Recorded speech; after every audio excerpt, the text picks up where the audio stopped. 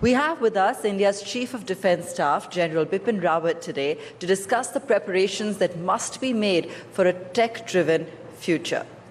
General Rawat, first over to you on this message that you want to convey, which is of great significance. You know, as I walked into this conclave, I was wondering whether we men and women in uniform, which form part of the armed forces, are in the right place, because this is really an economic conclave. And the militaries around the world are normally perceived as being guzzlers of funds. You know, to say that we are a non-productive organization which only eat into the funds of the nation.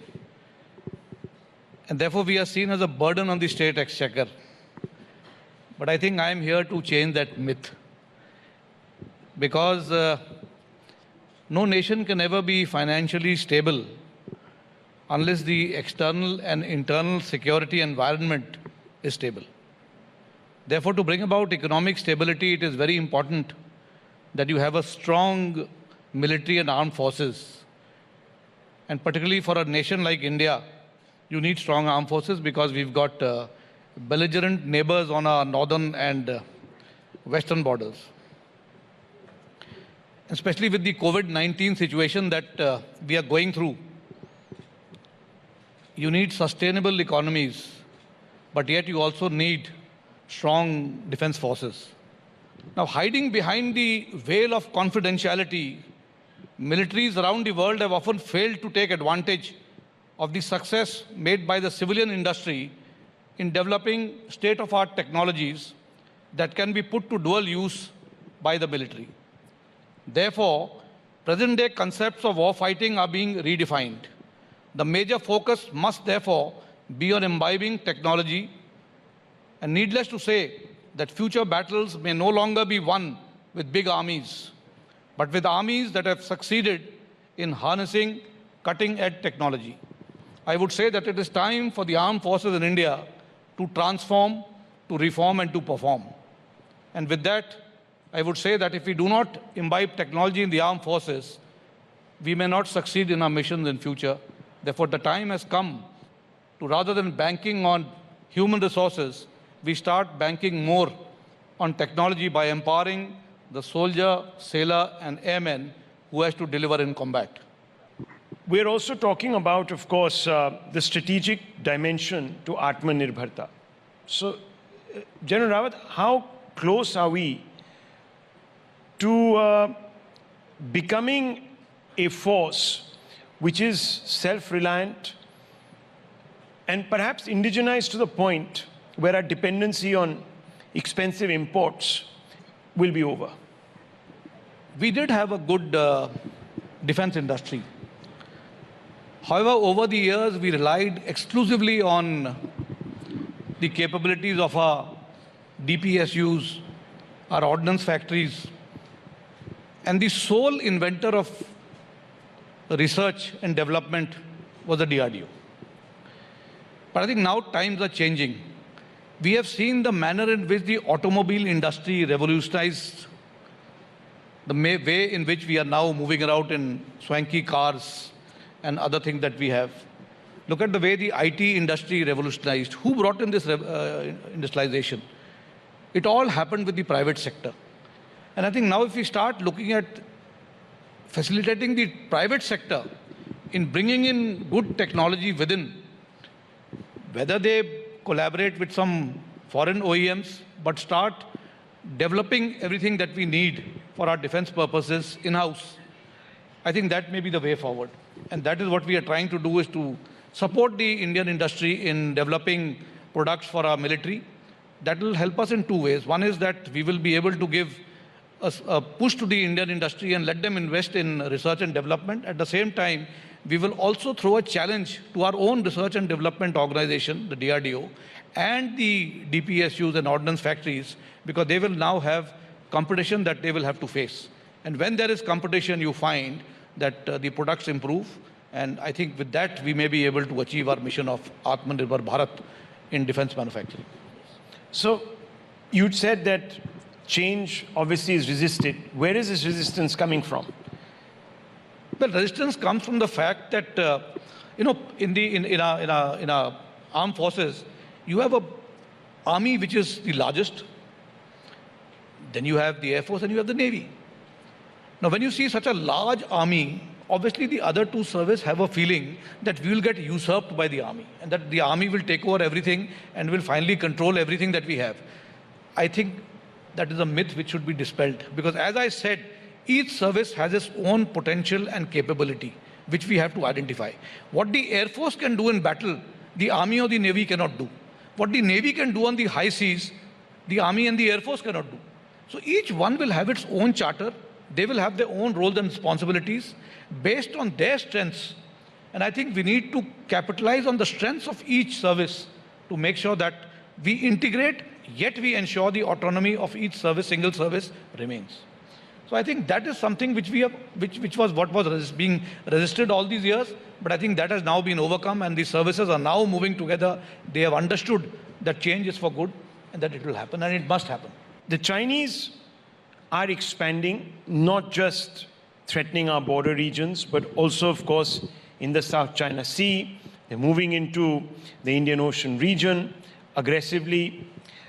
How does India counter that? We've talked about the land dimension, but how do you defend against an enemy that is also coming in through the sea? See, Indian Ocean is not India's ocean.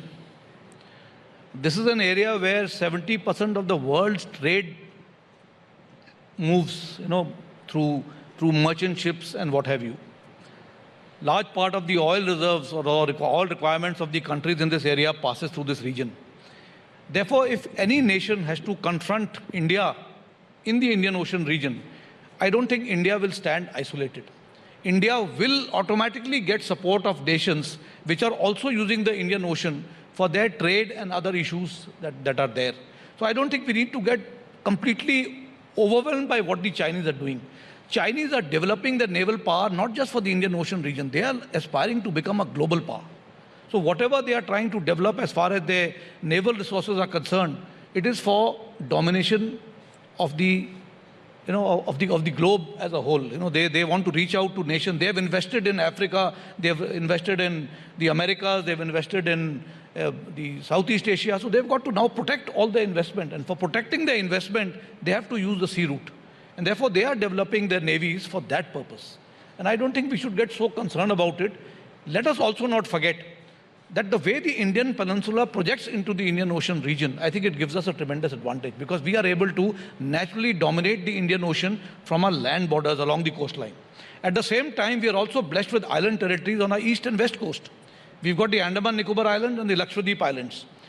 If we can develop these islands into islands of resistance, I think we should be able to keep our adversary at bay by not just dominating from the oceans, but also developing and creating bases in these island territory of ours, whether we develop them for seaborne assets or we launch them for the foodborne assets, the military assets, in the air domain, in the, I would say armed forces as a whole.